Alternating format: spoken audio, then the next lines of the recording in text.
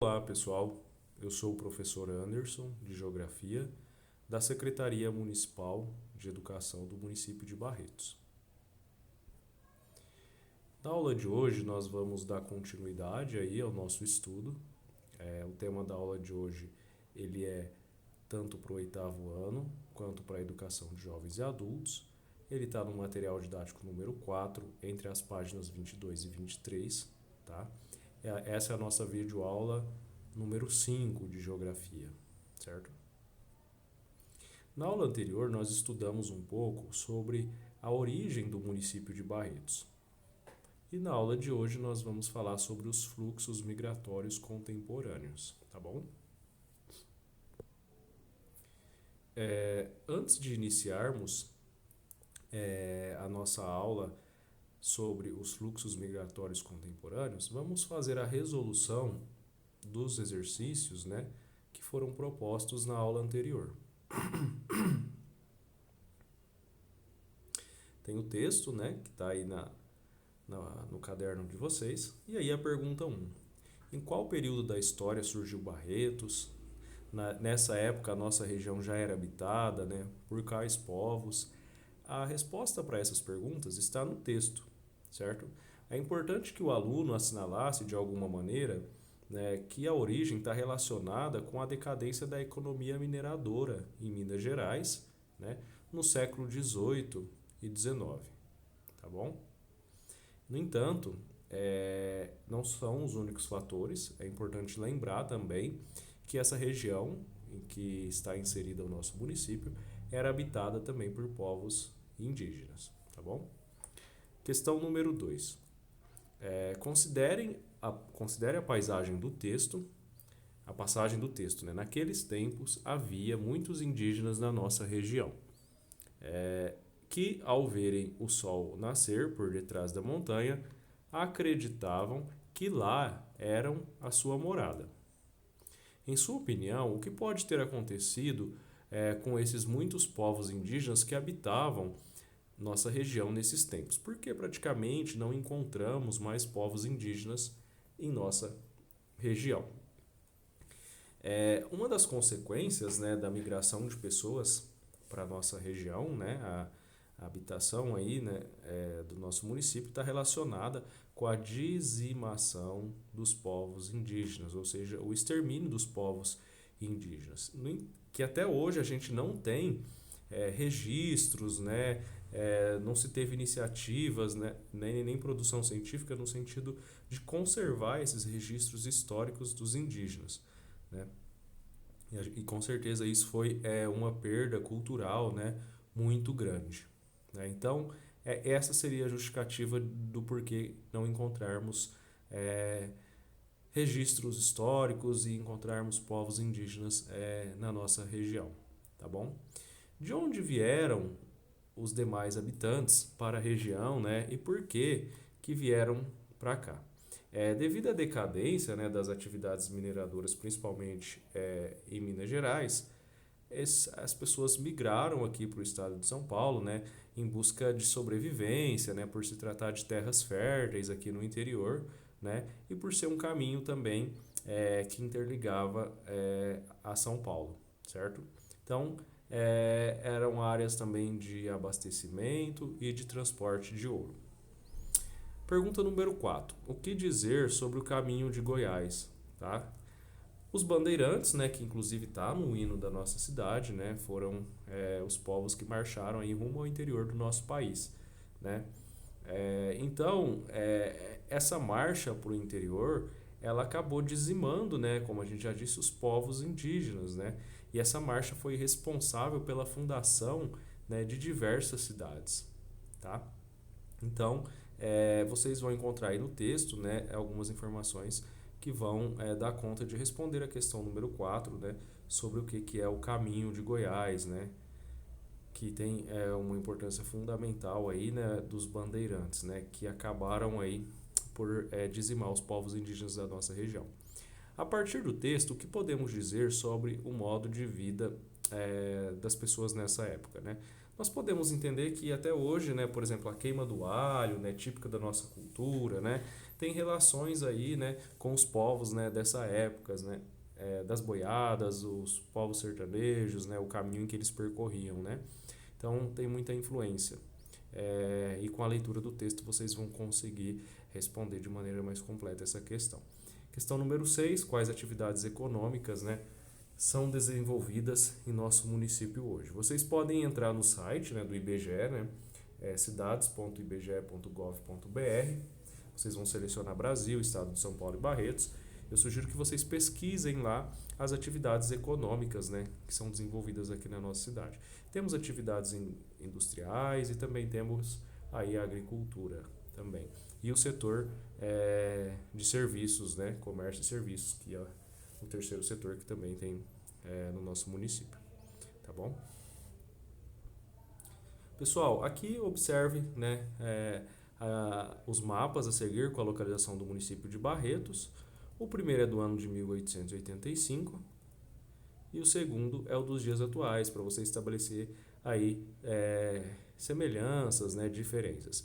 A gente pode observar que houve o surgimento de novos municípios, a área de Barretos diminuiu, porque antes tinham municípios que pertenciam a Barretos, como por exemplo Olímpia, Icém, Altair, Guaraci, e esses municípios foram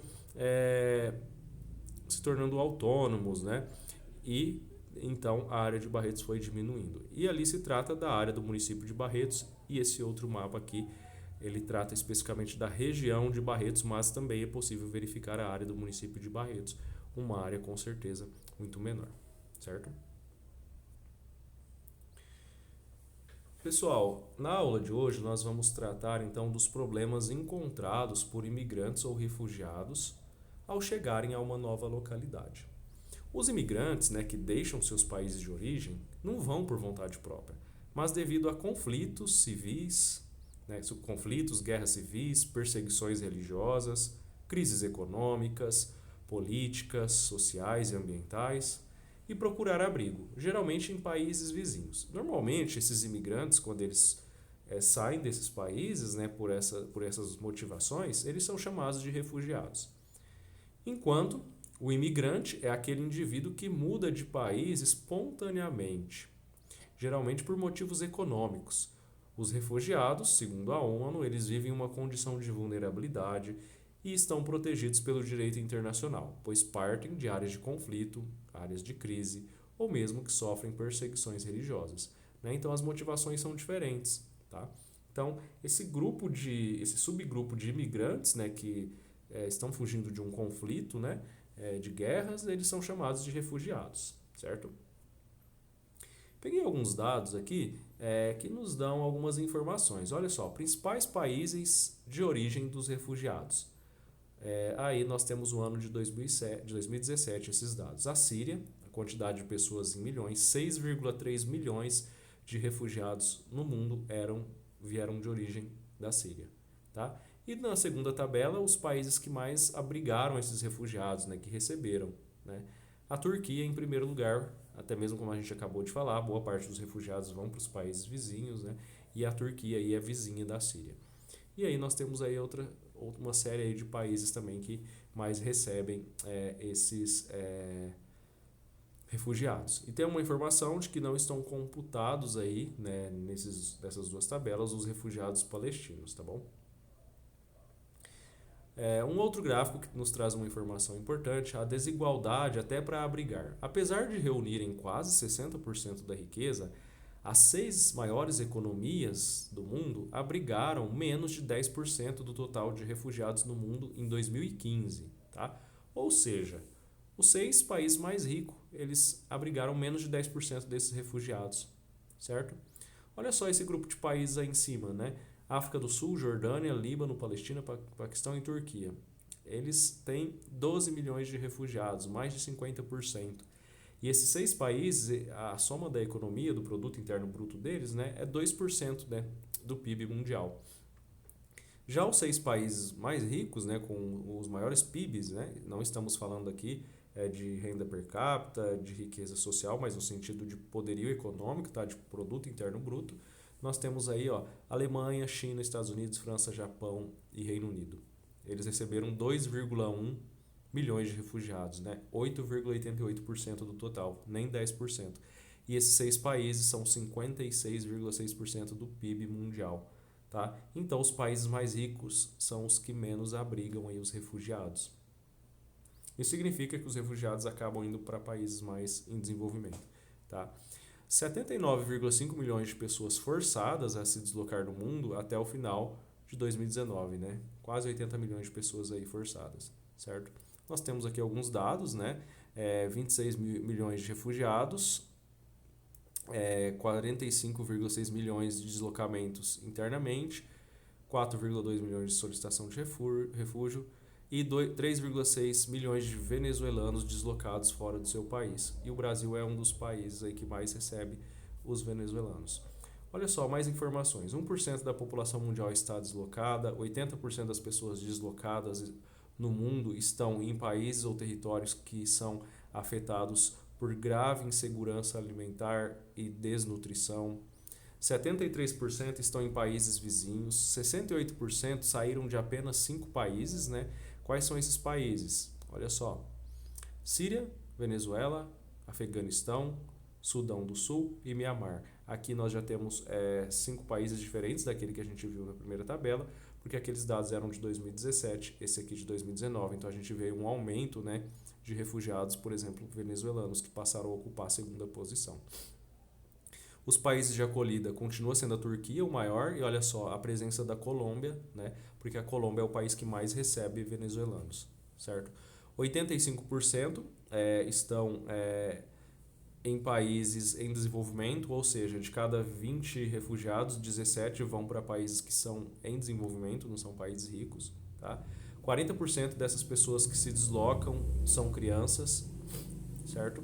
Nós temos aí, por essa agência da ONU, 2,1 milhões de solicitantes de refúgio, né?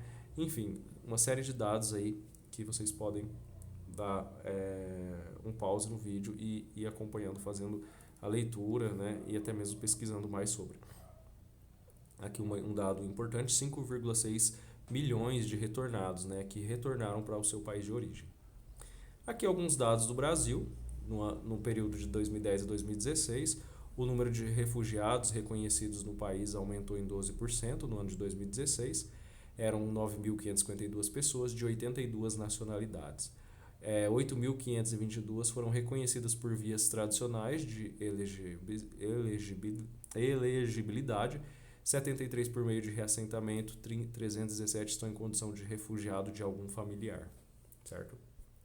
Pessoal, com base nisso, o texto aí da apostila vai nos trazer algumas informações. A Lei da Migração, né, Lei número 13.445, de 24 de maio de 2017. No seu artigo 3º, diz: a política migratória brasileira rege-se pelos seguintes princípios e diretrizes: universalidade, indivisibilidade e interdependência dos direitos humanos, repúdio e prevenção à xenofobia, ao racismo e a qualquer forma de discriminação.